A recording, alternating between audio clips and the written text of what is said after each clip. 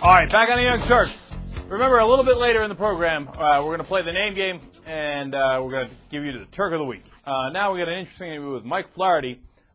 He is with Operation Free. They're a coalition of different groups, the Truman National Security Project, National Security Initiative, Vote Vets, and VetPAC. And they've joined together for a particular cause. First, Mike, welcome to the Young Turks. Hey, thank you very much. I'm honored to be here. Oh, come on now. All right. Mike, I assume you're Irish, is that right? Yeah, it's definitely come from an Irish family, on the father's side, of course, primarily. All right. No, I love the name, Mike Flaherty. That's about as Irish as it gets. Top of the morning to you. Yeah, how are you doing there, laddie? All right, anyway, so where'd you serve, Iraq or Afghanistan? I served 2 tours in Iraq. Okay, and you signed up after 9/11. Is that right? Oh, no, actually I signed up before 9/11, so it was January of 2001. I actually graduated from all of my Army training on August 10th of 2001, and so about a month later, I'm doing some odd jobs painting a fence, and that's when I hear about September 11th over the radio. So it was a life-changing day for me. Yeah, and then you went to active duty, from what I understand. So yeah, absolutely. Yeah, so Mike, what's this new project about? What's Operation Free about? Well, Operation Free is all about saying, to the public and to the politicians out there and anyone who will listen, that the energy that we're using now is not sustainable, and we really have to all come together to find alternatives to this, because at some point very soon it's going to be a huge national security issue, and in many ways it already is. See, that's interesting, because why are you guys who are veterans so animated about this issue in particular? Well, I mean, I'll tell you, from my own personal experience in the military, I was a fueler for the Army. And one of the things we did as a company, I was with the 59th Quartermaster Company, the 43rd ASG out of Fort Carson, and we set up these huge fuel systems, and we set records, for the Army as far as how many millions of gallons of fuel we're pushing. And so I'm seeing firsthand our reliance on this, and also that just transporting this fuel around within the theater of war is a very dangerous operation, and a lot of us see how vulnerable we become just in the transportation of that. And those are big targets, a big fuel truck, that's one of the first things you want to look for. Now, that's a micro look at it, but a macro look at it, from my perspective, there's some chance there's be a hell of a lot less wars if we didn't rely on oil so much. I personally agree, absolutely. Yeah, and so this issue probably winds up indirectly, but actually quite directly in some ways, certainly in Iraq, affecting the vets more than anyone else, because they're sending you guys to fight the wars for what it appears to be at least partly due to oil.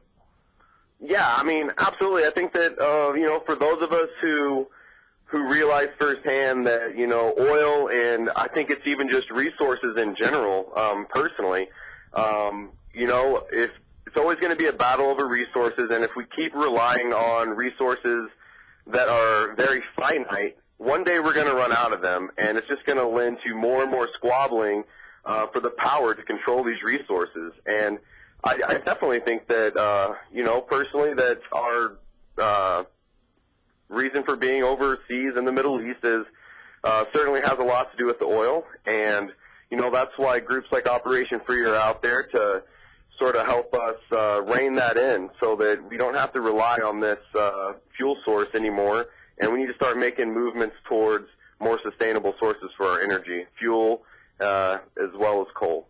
All right, and Mike, so what's the ultimate goal here? What does Operation Free want to happen? Is there a piece of legislation you guys are involved in, or is it something that's broader? What's the agenda here? Well, I mean, in the more immediate sense, Operation Free is looking to help pass this legislation for, this carbon control, this cap and trade, and whatever else, you want to talk about this. Clean energy legislation. It's very vital. One of the organizations that I work for primarily is a group called Veterans Green Jobs, based in Colorado. And this sort of legislation could really help launch many, many meaningful careers for veterans who are otherwise struggling in the current economy. Yeah, you know, I was led to believe by Glenn Beck that all those green jobs are just a way of doing a communist takeover by Van Jones. Did they actually exist, and you have them? Oh, absolutely. I'm getting ready to head down to the San Luis Valley here in Colorado, where I'm going to be working on a weatherization crew. What we do is we go into these low-income homes where they're spending just outrageous amounts on their energy bills because they have older homes, they're poorly insulated, their windows are nowhere near what they need to be. Their furnaces, their heating sources, water heaters, all this stuff is very antiquated compared to the technologies that exist now. And so there's government, state funding that's going into getting these folks some more efficient furnaces, better insulation, seal up those windows better, and show these folks exactly how easy it is to be more energy efficient. You know, it really is interesting, Mike, because there's a lot of vets that are going into the green jobs area. A friend of ours who co-hosts a show every once in a while, Wes Clark Jr., son of General Wesley Clark, him and his dad are in business, and they're doing wind turbines and alternative source of energy. I don't know why it is. Maybe you have a theory on it. I don't know as to why so many vets are going in that direction. Well, I think I might be able to speak on that a bit. You know, veterans, one of the things we loved about being in the service, and there's the word for you right there, is service, and that's service to our nation. That's why we joined up, to protect us. And I think that whenever we're out there in a workforce where we feel like we're kind of giving back to the community or serving our country once again, it's a new mission. It's a cleaner mission.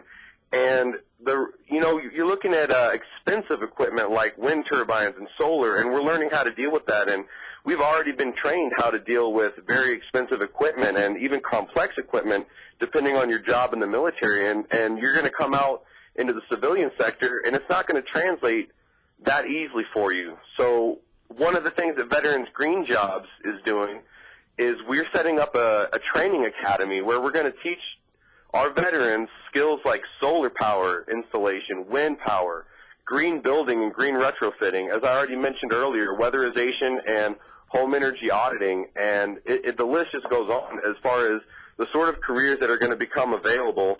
And once again, if this legislation is passed, then it's that much easier for these sort of programs to just skyrocket, and we'd be able to employ many, many veterans and get them on track for a meaningful career.